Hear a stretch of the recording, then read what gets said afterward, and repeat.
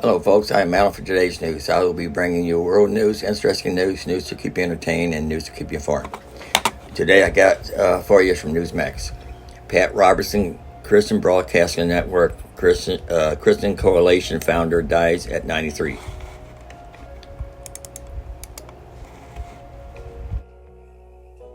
Pat Robertson, a religious broadcaster who turned a tiny Virginia station into the global Christian Broadcasting Network, tried to run for president, and helped make religion central to Republican Party politics in America through his Christian Coalition, has died. He was 93.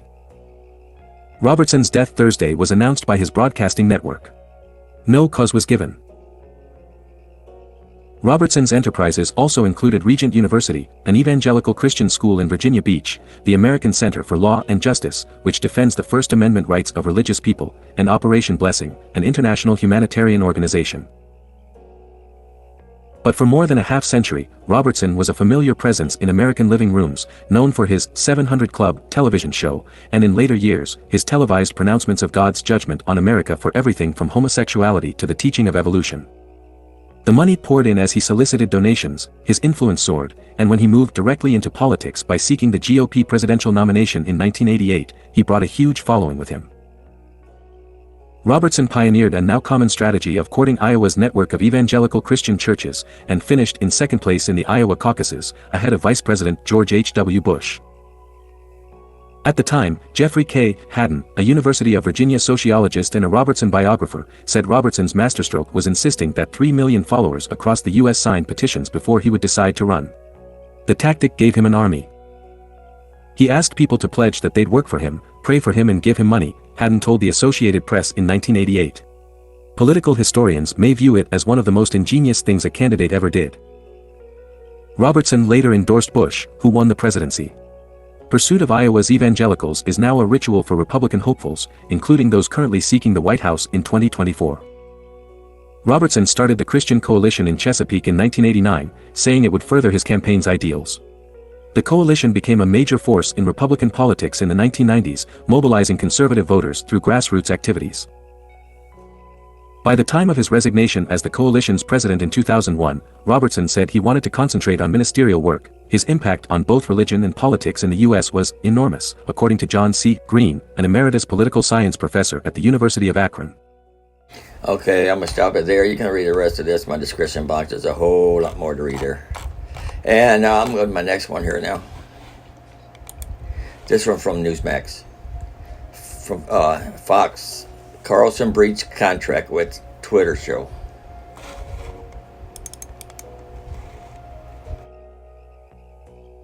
Fox News said former host Tucker Carlson breached his contract Tuesday when he released the first episode of his new show on Twitter, reported Axios.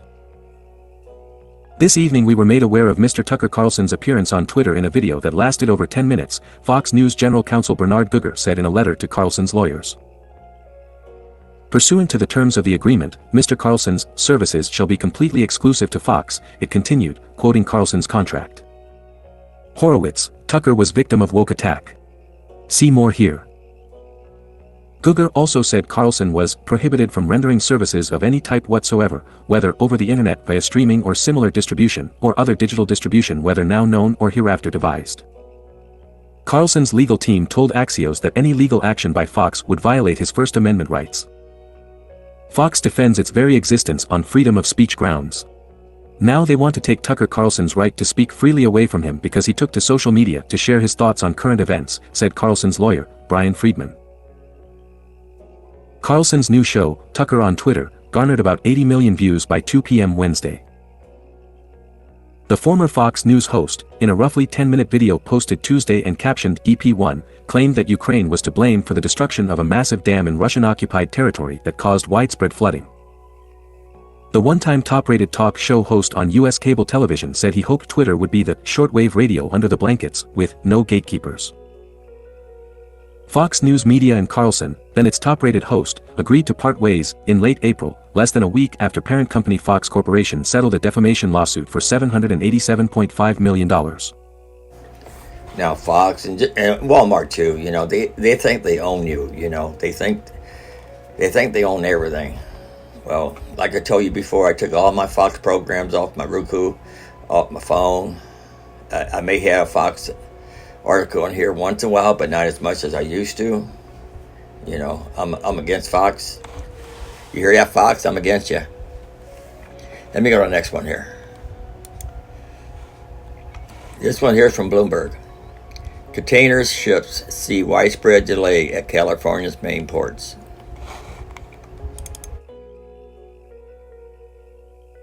Bloomberg, almost every container ship at the biggest import gateway in the U.S. is seeing delayed departures or is waiting for a berth, as labor-related disruptions continue on the West Coast.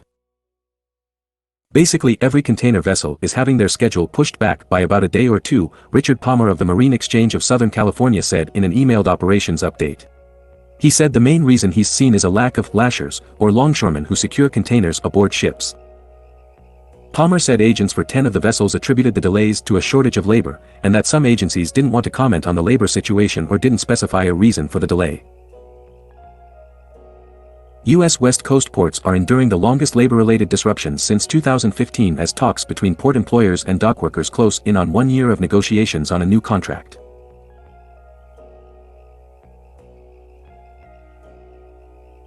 Labor shortages that started last week caused some terminals on the West Coast to close.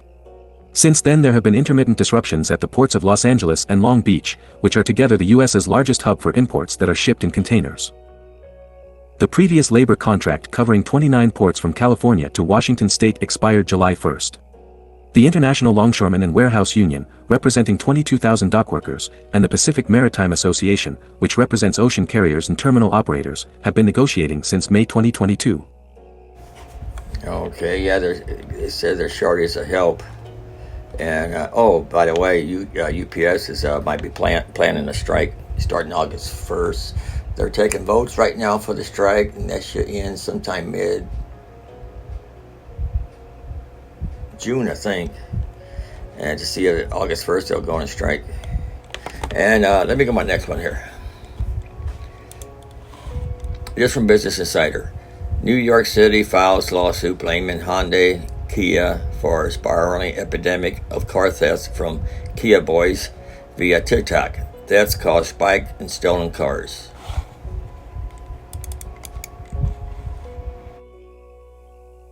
New York City joins a growing list of cities and states taking legal action against Kia and Hyundai. A series of viral TikToks have inspired a wave of thefts of certain models. A wide range of Kias and Hyundais are vulnerable to theft as they don't have an engine immobilizer. New York City has joined a growing list of cities and states to take legal action against Hyundai and Kia. The lawsuit is over rising rates of stolen Kias and Hyundais, which have been fueled by a series of TikToks on showing how easy certain models of the vehicles are to steal. The people in several videos often identified themselves as part of a group called the Kia Boys that were taking credit for stealing the cars and inspiring others to do the same. The city accused Kia and Hyundai of negligence by not installing engine immobilizers, an anti-theft device that stops a car from starting unless it recognizes its specific key in the car, in many Hyundai vehicles from 2015 through 2021, and Kias made between 2011 and 2021 in a lawsuit filed Tuesday. Other cities including Cleveland, Milwaukee, San Diego, Columbus, St. Louis, and Seattle filed similar lawsuits earlier this year, and more than a dozen state attorneys general called for millions of the cars to be recalled in April, Insider previously reported. State Farm and Progressive have previously said that they would stop issuing new auto insurance policies to certain Hyundai and Kia models because of the increased risk of theft. And you can read the rest of this in my description box here. You know, you would think they would kick those Kia boys off of TikTok for, showing people how to do this. That should be against the law there. Anyway, let me get my next one here. Okay, this one here is from Bob Villa. 8 insects that may be the small black flying bugs in your house. They aren't fruit flies.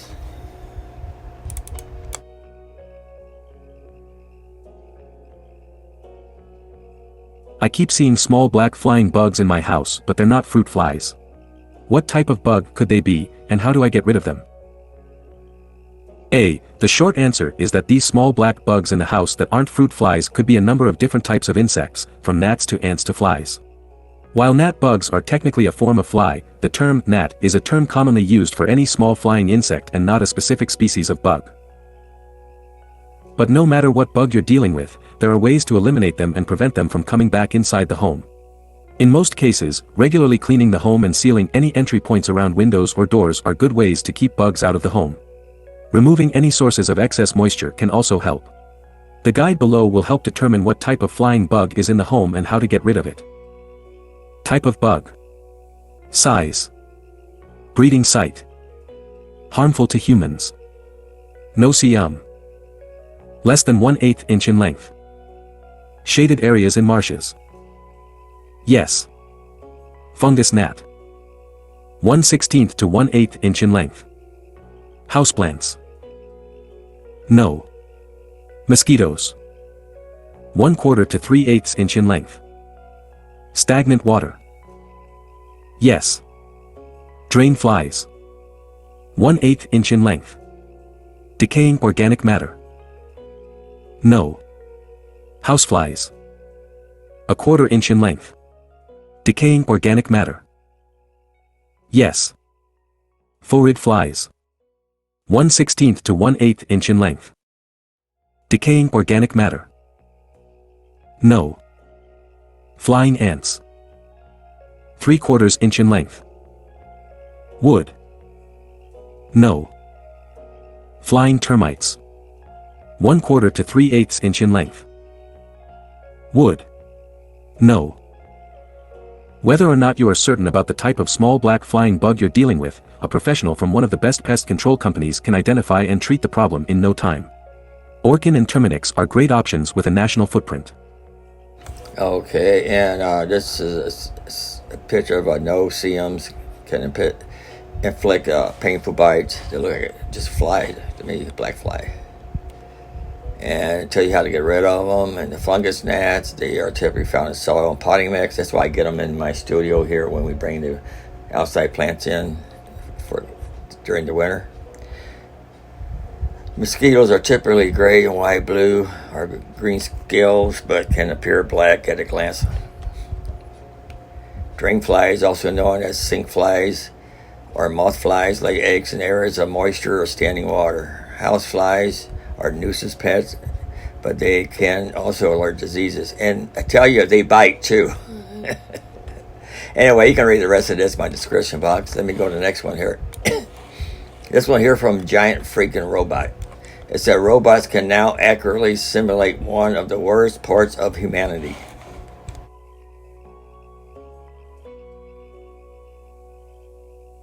The boundary between science fiction and reality continues to blur as films like M3GN and Terminator, showcasing cutting-edge robotics, become more plausible. According to AZ Central, Thermetics has developed a heat-sensitive, thermal mannequin, named ANDI, which has the remarkable ability to perspire and cool itself off in hot weather conditions. In other words, we now have sweating robots walking among us. While the thought of robots capable of emulating human perspiration may seem disgusting, these sweating robots do fulfill a significant purpose. Through the use of these sophisticated mannequins that can walk, breathe, and sweat, researchers aim to identify methods to ensure human safety in high-temperature environments. These robots are engineered to identify the specific conditions and activities during high-temperature periods that could be life-threatening for people with diverse physical characteristics or health conditions, especially in densely urbanized, concrete-dominated cities. ANDI was designed exclusively for Arizona State University and funded by the National Science Foundation's Leading Engineering for America's Prosperity, Health, and Infrastructure program. While other mannequins are utilized in various settings, such as performance athletic clothing companies assessing the impact of garments on the human body, the unique aspect of this particular mannequin lies in its internal cooling system, enabling its outdoor usage rather than being limited to controlled heat laboratory environments. This pioneering feature distinguishes it as the first of its kind, particularly among the realm of sweating robots. Okay, let's see. There's more to read on that if you want to read the rest of it. Let me get back to here. Let's see. It says it's at M3GAN. It's also known as Megan. I watched that movie and the Terminator. They forgot a RoboCop because they controlled him by computer and he went berserk. Anyway, let me go to the next one here.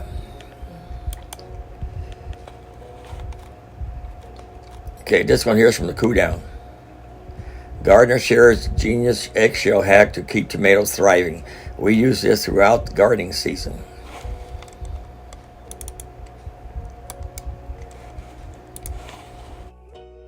If you're a regular baker or even just love scrambled eggs, you probably throw away a lot of eggshells. But one TikToker has shared her unbeatable hack for using cracked eggshells to improve her garden. The scoop. In her now viral TikTok, Pam Parrish, at Pam Parrish, showed us how to both help her garden and reduce food waste. Parrish explained that eggshells can actually be super helpful for growing tomato plants, as well as other foods in your garden. Because they have a ton of nutrients like calcium, eggshells can be used as a DIY and chemical-free fertilizer. This hack is super easy. Basically, all Parrish did was throw her shells in the oven at 180 degrees Fahrenheit for a few hours to dry them out. Then, she ground them up into a powder using a blender. And voila, a DIY fertilizer. As Parrish put it, we use this powder throughout gardening season, especially around tomatoes. They're really good. And let me finish reading this here. How it's helping. Besides the obvious benefits to your garden, this eggshell hack is great for reducing food waste. Incredibly, nothing takes up more space in American landfills than thrown away food, which ends up rotting and producing planet-warming methane gas.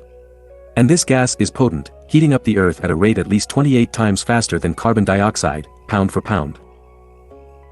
So instead of throwing away perfectly good fodder for your garden, you can quickly and easily make your own eggshell fertilizer. What everyone's saying. The comments section on Parrish's post was full of egg sealant feedback. In one comment with nearly 1,000 likes, a user claimed, "I use the shells around my tomatoes, keeps the slugs off." Another explained how she used this trick to save her plants. "I did this and sprinkled it around my lily and it has really bounced back." Several others explained that they use a similar trick, using the sun instead of the oven to dry out the shells. But whatever method you use to dry out your used egg shells, this DIY fertilizer will be good for your garden and the planet. That's what I was going to say. Instead of using the oven, I would use the sun, wash them off and let them dry out in the sun. Because using the oven, you're using electricity or gas depending on the type of oven you have. Let's see what this video here shows. I cracked 32 eggs today. I'm going to scramble and dehydrate these, but I don't want to waste the eggshells. So I put them in the oven at about 180 for several hours until you can see the brown like this. That means that they're absolutely dry. Then I just load them up in my tall NutriBullet. You can squish them as you go. They're really dry so they crack easily. That's all 32 egg shells. And then I just turn on the NutriBullet. This is actually kind of fun to watch. I just want them into a powder. We use this throughout gardening season, especially around tomatoes. They're really good, but we just sprinkle it in the garden. Sometimes I'll sprinkle it around other plants too. But as my chickens start producing more, I'm going to have more and more eggshells, and we'll have a very healthy garden all year long. Okay, and I may have to milk that sound depending upon YouTube, because it's got music in the back. I'm not sure it's copyright protected. Anyway, let me go to the next one. Okay, this one here is from U.S. News and World Report. Ukraine has put fear into the Russian plots, top U.S. general says.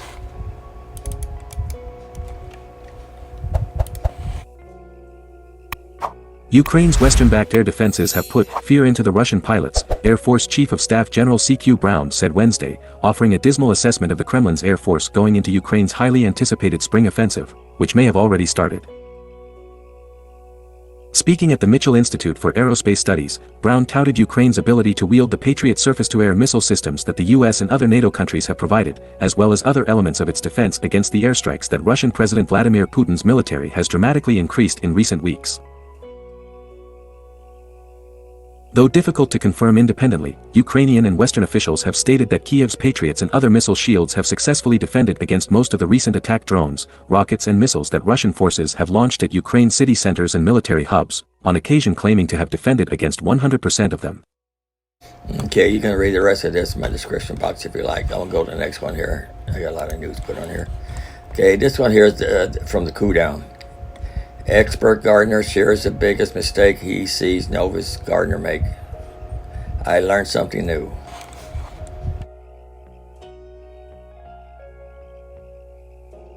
A TikTok gardening pro took to the platform to share the #1 mistake he sees novice gardeners consistently making. The scoop. Permaculture Plants at Permaculture Plants, also known as the Plant Man, is an expert gardener who provides amazingly thorough gardening tips that come from experience. He specializes in edible landscapes and growing your own food, often sharing videos that cover everything from cultivating avocados to how to attract pollinators to your yard. After working with countless clients over the years, the Plant Man says he has noticed a common blunder beginner gardeners tend to make: not covering their soil in any type of mulch. The main benefit covered soil provides is an ecosystem for friendly bacteria and other microorganisms to thrive. But basic hardware store soil isn't enough for a successful garden, as uncovered soil leaves your plants vulnerable, with a high risk of failure. Okay, and you can read the rest of this in my description box. I'm going to play this video here though. After working with hundreds, if not thousands of clients over the years, the number one mistake that I see novice gardeners making is not covering the soil. Leaving the soil open to the elements will kill microorganisms, the healthy bacteria, and all of the good stuff that your plants need to survive. So when mulching around annual vegetables or things that have a soft stem, think soft stem mulch, which is straw. You don't want hay because hay is going to have a lot of weed seed in it. The reason for this is that the straw, when it decomposes, will give you a bacterially dominated soil structure.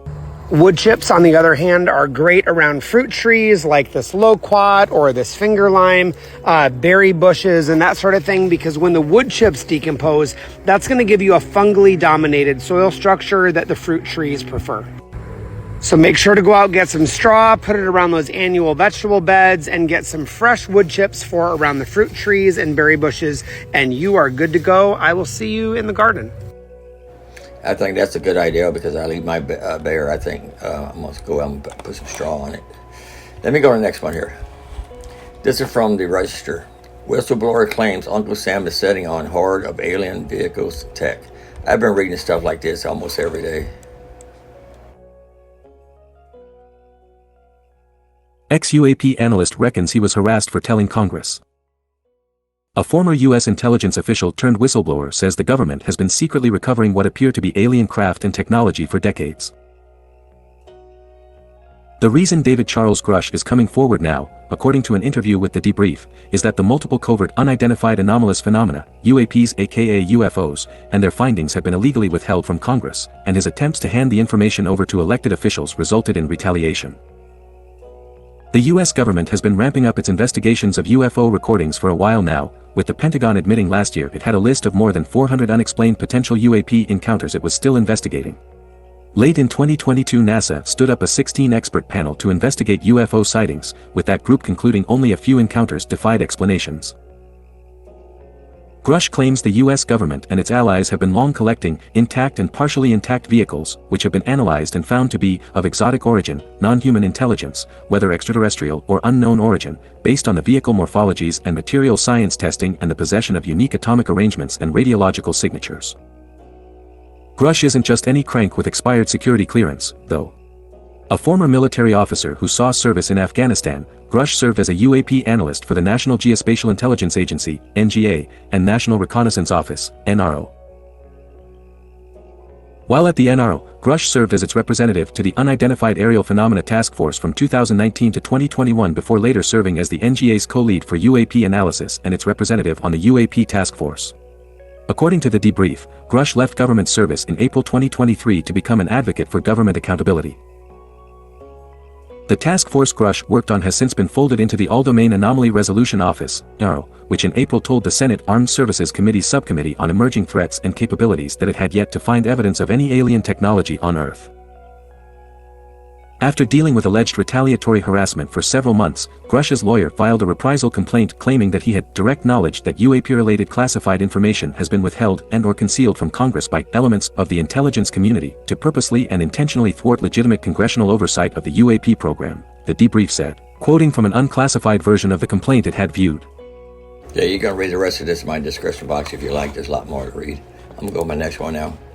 This from Business Insider. Floods from the dam Russia is accused of destroying, also wiped out its own defense position, expert says. Flooding from the Kakhovka Dam destruction is harming Russia's defensive positions, experts said. The waters wiped out Russian fortifications and minefields, the Institute for the Study of War said. Kiev says Russia blew up the dam to harm Ukraine, but it may have had unintended consequences. Full screen. The devastating flooding from the dam that Russia is accused of blowing up is also wiping out Russia's own defensive positions in Ukraine, experts said in a new assessment. The DC-based Institute for the Study of War said in an update on Wednesday that the flooding has destroyed many Russian first-line field fortifications that the Russian military intended to use to defend against Ukrainian attacks. The flood waters surged down the Dnipro River, which is also a boundary between Russian-held and Ukrainian-held parts of the country. Russia occupies the east bank of the Dnipro River, while Ukraine retook the west bank, including the city of Kherson, last year. Ukraine said that most of the flooding from the dam's destruction is on the Russia-controlled side. Per the ISW, rapid flooding has likely forced Russian personnel and military equipment to withdraw from key locations. It named Oleshki and Ola-Pristan, settlements on the east bank of the river from which the ISW said Russia had earlier been firing its artillery at Ukraine. Okay, I'm going to stop it there, and this is before here the dam, and this is after where you see the water rushing over the dam. Okay, I'm going to go to my next one now. And this one here is from Business Insider. Powerful solar flares have been causing radio blackouts on Earth. Here's a time-lapse video of 4 years of intense storms on the sun.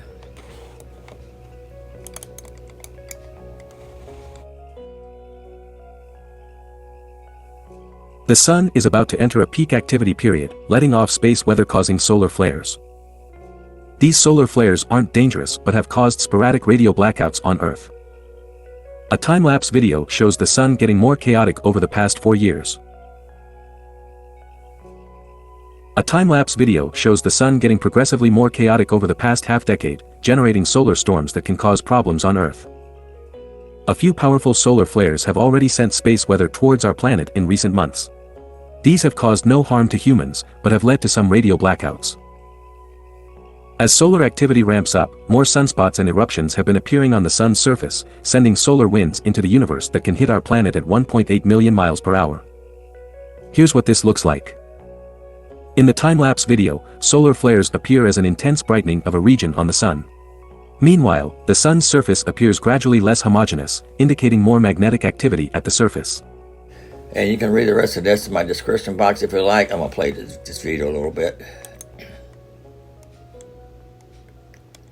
This is a time-lapse video. Can you play the music? 2019. Let's go to 2020. If we can. Oh, won't let me.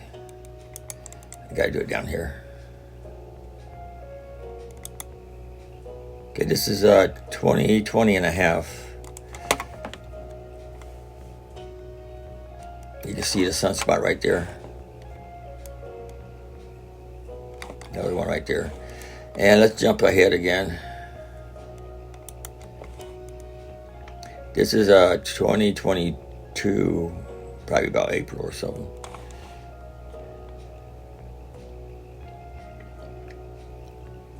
See all those sunspots? Okay, let's go up further here. 2023, probably about February. Sunspots are getting bigger. And more of them too. Let's jump again. See, the last sunspots went crazy. Anyway, you can play around with this video. Link will be in my description box. I'm going to the next one here. Okay, this one here is from the Cool Down. Gardener shares critical. Remember to keep yourself safe when reusing wood pallets in your yard. This is actually so helpful. I think this is important too. I thought about using pallets. Gardening pro Ellen Miles, at Octashakil, recently blew Instagrammers' minds by posting a video explaining that not all wooden pallets are created equally. If you want to build things out of reclaimed pallets, you need to know this first, she says. The scoop. In the video, Miles explains that wooden pallets are all treated to help prevent the wood from rotting and breaking down too quickly. There are 4 main ways that pallets are treated: heat treating, kiln drying, debarking, and methyl bromide. Heat treatments are pretty self-explanatory. The wood in the pallets is placed in a heat chamber and heated to a certain core temperature for a certain amount of time. This method is used to kill any insects, seeds, or plants that may be carried with the pallet and would cause rot. You can tell if your pallet is heat treated by the HT marker on the side of the pallet. Kiln dried is similar to heat treatment, but the wood is heated at a much lower temperature for a much longer amount of time in a kiln. This drastically decreases the amount of moisture in the wood by about 19%. This kills any fungal growth, prevents warping, and keeps the wood from rotting. Kiln-dried wooden pallets are marked with a KD. Debarking is done in the processing stage of the pallet and is typically done to make heat treatment easier. The bark of the tree is removed from the wood during processing before being made into pallets. You can tell if your pallet was debarked by a DB. Methyl bromide is a harsh pesticide that is used to fumigate the wood used in some pallets. This is done to kill any insects and plant life left on the wood. Methyl bromide treated pallets are marked with an MB, and you definitely want to stay away. They got chemicals in them. We're going to play this video here, a short video, TikTok video. Here it is.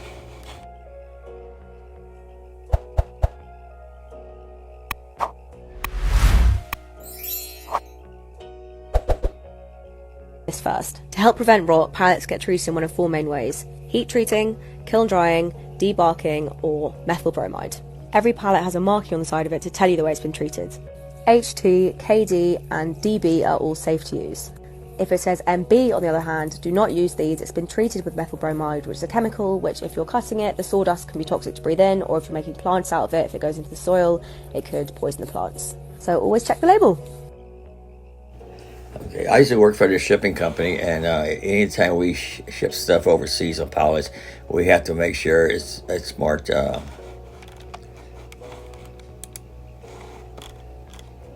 HT, heat treatment, because it kills all the bugs and diseases and stuff in it. If it doesn't have HT in it, it won't go overseas. Anyway, let me go on last one here. This is from Ukrainska Pravda. Ukraine starts counteroffensive against Russia, says Western media.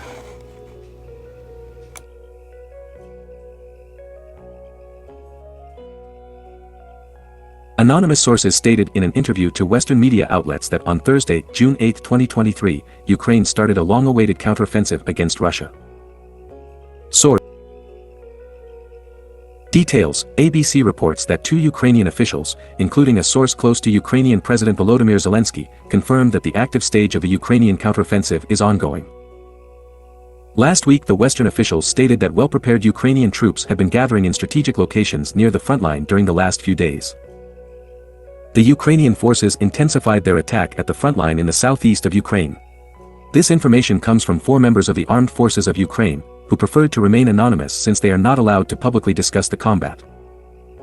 The Ukrainian forces consist of specialized storm units, armed with Western armament and taught the NATO tactics. The attacks in the southeast of Ukraine are a sign that the Ukrainian forces have significantly advanced deep into the Russia-occupied territory. The so-called Russian war correspondents report about heavy fighting in Zaporizhia Oblast. The goal of the Ukrainian forces may be to cut the access of the Russian forces to the so-called ground bridge between the mainland Russia and the occupied Crimean Peninsula, cutting the most important supply lines of the Russians. The Western media assumes that the Ukrainian troops may also try to liberate the cities of Melitopol and Enerhodar, where the Zaporizhia nuclear power plant, ZNPP, is located. Background: Hanna Maliar, Ukraine's deputy defense minister, has reiterated that Ukrainian Defense Forces counteroffensive will not be announced publicly. Arvydas Anusauskas, chief of the Lithuanian Defense Ministry, has stated that the Ukrainian counteroffensive would begin regardless of Russia's blowing up of the Kakhovka hydroelectric power plant, as the timing had been approved. Earlier, Zelensky said that it is difficult for him to name the date when the counteroffensive will begin. On May 27, Valery Zaluzhnyi, Commander-in-Chief of the Armed Forces of Ukraine, posted a video of Ukrainian military personnel in which they ask for the decisive offensive to be blessed. Okay, and that's all I got for you today. And remember, I am Alan for today's news. I will be bringing you world news, interesting news to keep you entertained, and news to keep you informed.